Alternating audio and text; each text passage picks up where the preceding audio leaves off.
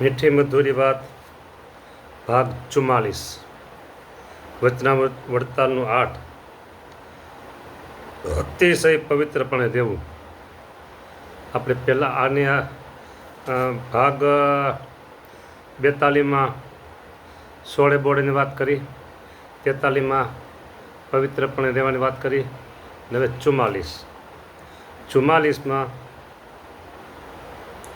પવિત્રપણાની વાત કરી, અને પછી એઠું અને ચોખ્ખું, એઠું શું અને ચોખ્ખું શું એની વાત.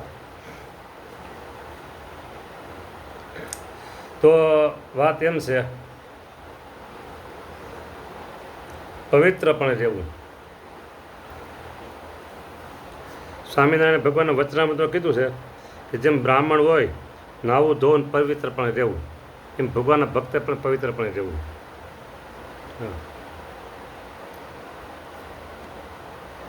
ખોતરે હાથ નાખ્યો એટલે અપવિત્ર થયા,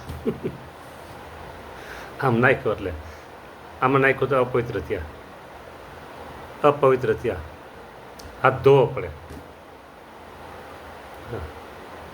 પછી આમ કરી નાખો કપડાથી, એ ન ચાલે, ધોવો જ પડે. હાથ પગના તળિયે અડો, હાથ ધોવો પડે. આ બધું તમે વ્યવહારમાં કામકાજ કરતા હોય ત્યાં વાંધો ન આવે, પણ તમે ધાર્મિક પ્રવૃત્તિ કંઈ કરવી હોય, સીધું વાંચન કરવું હોય, માળા કરવી હોય, જપ કરવા હોય, તો આ ધોઈને પછી હાથ કરાય. કંઈક જેમાં ને કંઈક કરાઈ ગયો તો પછી તમારે એમાં દાંત ખોતરા આશે તે કરે તો હાથ ધોવા પડે. ભગવાનના ભક્તને પવિત્રપણે રહેવું ખાસ અગત્યનું છે.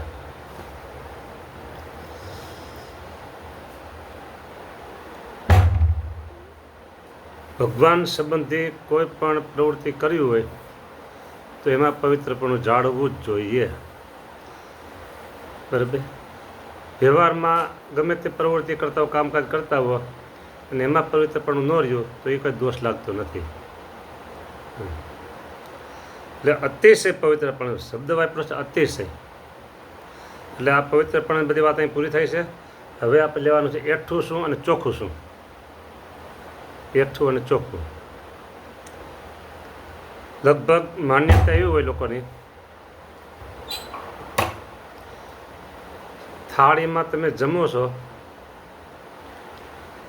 અને જમી લીધું, એ થાળી એઠી, ડીશ થાળી જે કહો એ પ્લેટ જે કહો એ એઠી થઈ.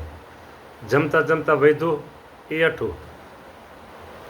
એ લોક દ્રષ્ટિએ એઠું છે, સત્સંગની દ્રષ્ટિએ કહો, બધી દ્રષ્ટિએ એ એઠું એટલે એઠું જ છે. એ પણ આપણે એઠું ચોખ્ખું કેવું કેવું છે એ તમને બતાવું. હવે સોળે બોળેની વાત પહેલાં થઈ હતી ને, આ એવી જ છે એઠા ચોખાની વાત. મગજના લાડુ બનાવ્યા અને એમાં પાણીનો ક્યાંય પણ સ્પર્શ થયો નથી, એટલે સોળે કહી શકાય, ચોખા કહી શકાય. પણ મગજના લાડુ બનાવવા માટે જે ચૂલા ઉપર તમે મગજને શેકો, એ ચૂલો દાળ ભાત શાક વગેરેમાં વપરાય છે. અને ત્યાં ચૂલાની આજુબાજુ પણ બધું દાળ ભાત શાક ઉડ્યા હોય, છાંટા ઉડ્યા હોય, ઢોળાનું હોય વગેરે હોય, એટલે બધું એઠું હોય. આ એઠું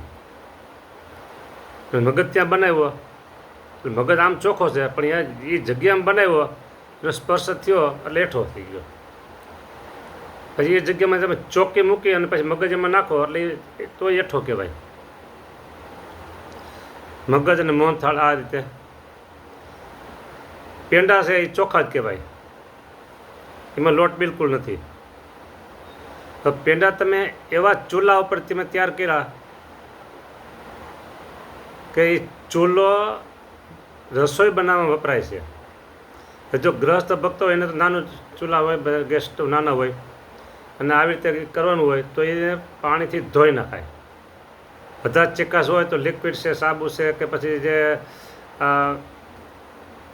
ચિકાસ કાઢવા માટે જે તમે વાપરતા હો, પાવડર, સાબુ, લિક્વિડ, એનાથી સાવ ચોખ્ખા કરી નાખાય ચૂલાને. નીચેનું જે પ્લેટફોર્મ છે એ પણ ચોખ્ખું કરી નાખાય. ચોખ્ખું કેવી રીતે કરવાનું? પહેલાં જે પાણીનો વાપરવાનો નળ છે એ નળને પહેલાં ગરણું બદલવાનું. જૂનું ગરણું કાઢી નળને સાબુ પાવડર ગમે લિક્વિડથી સાફ કરી ઉટકી અને પછી એ જગ્યાએ નવું ગરણું બાંધવાનું અને પછી એ ચોખ્ખા પાણીથી પછી તમારે ચોખ્ખા પાણીથી પછી તમે આ ચૂલાને સાફ સૂફ કરી શકો. તો આ એ ચોખ્ખું નેઠુંથી વાત થઈ. હવે પેંડા બનાવ્યા અને પછી તમે આ એઠા ચોખામાં જ બનાવે એઠા ચૂલામાં બનાવ્યા છે, નીચે બધી જમીન એઠી છે બરાબર. પછી ત્યાં જ પેંડા બનાવી મૂક્યા તો એ પેંડા એઠા થઈ ગયા. પછી એકાદશીમાં એ પેંડા ચાલે નહીં. તમને ખબર હોય તો ન ચાલે, ન ખબર હોય તો બધું હાલ જ છે. ન ખબર હોય તો બધું હાલતું જ હોય. હા, એટલે અનાજ અને પાણી આડેલું હોય કોઈ પણ અને એનો સ્પર્શ બિલકુલ થવો જોઈએ નહીં બરાબર. આથી એઠું થયું, પેલું ખાધેલું વધે છે એઠું એમ એઠું ને આ એઠું આવી રીતે થયું. હવે ચોખ્ખું કયું તો મગજ અને મોહનથાળ બનાવ્યા, એમાં પાણીનો ક્યાંય સ્પર્શ થયો નથી બરાબર. અને વાસણ તાવીથો બધું ચોખ્ખું, નીચે જમીન પણ એ બધી ચોખ્ખી અને મગજ બનાવ્યા તે મગજને ચોખ્ખો મગજ કહેવાય કાં સોળે થયેલો મગજ કહેવાય, સોળે મગજ કહેવાય બરાબર. તો આવી રીતે પછી આપણે પહેલાં વાત કરી હતી રોટલી અથવા તો પૂરી કે કોઈ ગાંઠિયા સેવ વગેરે, એનો લોટ તમે બાંધો દૂધથી અથવા બાંધો નાળિયેરના પાણીથી અથવા બાંધો કેળના પાણીથી બરાબર. રેગ્યુલર પાણીનું કંઈ ટીપું અડવું જોઈએ નહીં. તો એ મગજ ચોખ્ખો કહેવાય અને રોટલી બનાવી તો એ રોટલી ચોખ્ખી કહેવાય અને એ પાણીથી ગમે તે વસ્તુ તમે બનાવી પૂરી ગાંઠિયા તો એ બધા ચોખ્ખા કહેવાય. એને ગાંઠિયાને અડી ગયા, સેવ ગાંઠિયાને કે મગજને અડી ગયા, હાથ અડી ગયો હાથ, અને પછી તમારે બીજું કંઈક કરવું છે, હાથ બગડ્યો નથી, ખાલી અડ્યો જ છે આમ, તો હાથ ધોવાની જરૂર રહેતી નથી. દાળ ભાત અને રોટલી ભરેલા પાત્ર, એ પાત્રને તમે આમાં અડી ગયા પછી તમારા હાથ ધોઈને પછી બીજે અડાય. અને આ દૂધમાં બનાવેલી વાનગી હોય અને જે વાનગી પાત્રમાં ભરેલી છે એ પાત્રને તમારામાં હાથ અડી ગયો તો પછી ધોવાની જરૂર રહેતી નથી, કારણ કે ચોખ્ખું છે. એટલે આ બધી સાધુ માટેની બધી વાતો છે અમારી, આ તમને જણાવી છે. તમારે નિયમમાં પાળવા કે ન પાડવા એની માટે હું કોઈ તમને સજેશન કરતો નથી બરાબર. અને તમારા માટે આ ઘણું બધું અઘરું કહેવાય, તમારા માટે આ ઘણું બધું અઘરું કહેવાય. તમારે જેમ ચાલે છે ને એમ જ ચાલવા દેવાનું. પણ આ વાત ખાલી જાણવા માટે તમને કરી છે, તમારે આ પ્રમાણે કરવું એના માટે આ વાત કરેલી નથી. પણ એટલું તમારે ધ્યાન રાખવું પડે. જો તમે બહારની વસ્તુ કાંઈ જમતા ન હો, રેસ્ટોરન્ટ હોટલની વસ્તુ તમે જમતા ન હો અને તમારે પછી બહાર ગામ જવાનું છે અને સાથે નાસ્તો લઈ જવાનો છે, તો થેપલા બનાવો, પૂરી બનાવો, તો એનો લોટ બાંધો ત્યારે પાણી કેળનું અથવા નાળિયેરનું ત્રોપાનું અથવા તો પછી દૂધ.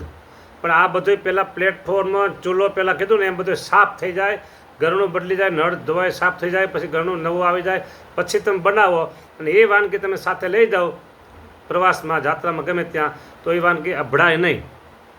અને બાકીની હોબળ પંથમાં બધું બનાવ્યું, થેપલા બનાવ્યા, પૂરી બનાવી કે બીજી ફરસાણ બનાવી, પછી બહારગામ લઈ જાઓ અને બહારગામ લઈ જાઓ, તમારી ગાડીને કોઈ પણ માણસ અડે બરાબર, અથવા તો તમે જે રેલવેની મુસાફરી કરતા હો અને એમાં તમે તમારા બિસ્તર બીજા કોઈ અડી ગયા તો એ અભડાઈ ગયું. પછી તમે રેલવેમાં મુસાફરી કરો અને તમે જમવા બેઠા, ત્યાં બધા ભેગા જ બેઠા છે તો એ અભડાઈ ગયેલું કહેવાય. પણ આવી રીતે બનાવ્યું હોય દૂધના અંદર અને પછી તમે જમવા બેસો અને બીજા કોઈ અડ્યા ન હોય તો તમે અભડાતા નથી. હવે અભડાવું એ શબ્દ પાછો વિચિત્ર આવ્યો. અત્યારના જનરેશનને અભડાવું શું એ તો ખબર જ નથી, કારણ કે રેસ્ટોરન્ટમાં જમતા હોય એટલે ત્યાં અભડાવવાનું આવે જ નહીં. એ હાવ ચોખ્ખું જ કહેવાય. હોટલમાં જમતા હોય ત્યાં અભડાવું શું એ તો ખબર જ નથી. આખું એ શબ્દને લોકોએ બરાબર ગાંઠ વારી પોટલું બાંધીને દરિયામાં ફેંકી દીધું છે અભડાવું એ. એટલે આવી બધી આ વાતો છે. વિશેષ તમારે કાંઈ જાણવાની ઈચ્છા હોય તો ફોન કરજો, તો જણાવશું. અને ન ફોન કરો, ન જાણવું હોય તો તમારે જે ચાલે છે બહુ સરસ ચાલે છે. પણ એટલું તમે ધ્યાન રાખજો, એટલું ચોખામાં રેસ્ટોરન્ટની અંદર તમે ગમે તેમ કરો એ વસ્તુ ચોખ્ખી હોય જ નહીં. હા બરાબર, રેસ્ટોરન્ટની વસ્તુ ચોખ્ખી હોય નહીં. હોટલ બરાબર એ ચોખ્ખી ન હોય. ભગવાનના ભક્ત હોય તો આ જગ્યાએ જમવા માટે તમારે પ્રતિબંધ રાખવો જ જોઈએ. જો તમારે ભજન કરવું છે અને ભગવાનથી નજીક થવું છે તો આ નિયમ પાડજો. બાકી હોબળપંથમાં બધું હાલે. હા એમાં બધું હાલે, અહીંયા કોઈ તમે રૂકાવટ થાય નહીં. આટલી વાત કરી બરાબર. અને હવે આપણે પછી વચનામૃત લેશું. આપણે 9મું વચનામૃત બરાબર. હા ત્યાં આટલું વાતો એ ઘણી થઈ ગઈ. હા કદાચ છે ને ગ્રસ્ત ભક્તોને આ વાત થોડી કઠણ પણ પડે. હા એક વાત કહી દઉં હજી તમને. મેં જોયું દેખું છે એટલે વોશ બેસન છે તમારું, એમાં તમે જમીન ડીશ એમાં જ મૂકો ને કે જુદી મૂકો? ચોકડીમાં. તો સારી વાત છે. જમેલા વાસણ, જમેલા પાત્ર તમારા વોશ બેસનમાં મૂકો. પછી જે રસોઈ બનાવી છે, તપેલી છે, કુકર છે, એ બધું વોશ બેસનમાં મૂકો. બધું ભેગું કરો તે હોબળ પંથ કહેવાય. અને પછી ભગવાનને થાળ ધરવો હોય, જમેલા પાત્રો જો તમારે એક્સ્ટ્રા ચોકડી હોય તો ચોકડીમાં મુકાય. રસોડાનું જે વોશ બેસન છે એમાં તો ન મૂકવાના. અને તમારે અલગ વ્યવસ્થા નથી અને વોશ બેસનમાં જ તમારે જમેલા પાત્રો સાફ કરવાના જરૂર પડે છે, તો એક વખત રસોઈ બનાવવાના પાત્રો બધાય સાફ કરી વોશ બેસન ખાલી કરી પછી તમારા જમવાના પાત્રોમાં મુકાય. અને એ પાત્રો સાફ થઈ ગયા પછી વોશ બેસન આખું લિક્વિડ સાબુ પાવડર જે હોય ને એ ધોઈ નખાય. હા અને જમીન સીધા તમે મોઢું ધોઈ અને કોગળા કરો. જે નળ છે તમારો વોશ બેસનનો રસોડામાં રસોઈ બનાવવાનો, તો એ નળને પણ ગરણું છોડી ઉટકીને પછી ફરીને ગરણું બાંધીને પછી ફરીને એ નળને સાફ કરીને પછી રસોઈ કરાય. બધું એકને એક નળે બધી ક્રિયા ન કરાય. તમે ભગવાનને થાળ ધરાવતા હોય તો, અને થાળ ન ધરાવતા હોય અને તમારે બધું હેબળપંથ હાલતું હોય તો એ નળને તમારે 6 મહિને ન બદલાવો તો હાલે. ઘરનું બદલાવતા રહેજો. ઘરનું 15 દિવસે મહિનો તો ન થાય, 15 દિવસે 20 દિવસે ઘરનું બદલવું. રોજ જોઈ લેવાનું. પહેલાં નવું ઘરનું બાંધ્યું હોય પછી 5-7 દિવસ થાય પછી ચેક કરતું જવાનું. આમ છે આમ ખેંચાય જે જો બતાવું. આમ હળવેકથી બહુ આમ બહુ નહીં, સહેજ આમ કરી લેવાય. અને તૂટી ગયેલું નથી ને તો હાલે. બસ લ્યો. એટલે આ હોબળ પંથનો ધર્મ છે ને એ ન રાખતા. સુધા સુધીનો હેઠા ચોખાના અને સોળે બોળેના નિયમ પાલન થાય એટલા કરજો. હા અને ભગવાનના થાળને પવિત્રપણે ધરવાનું હોય એટલે ખાસ ધ્યાન રાખજો. હા સારું લ્યો. જય સ્વામિનારાયણ.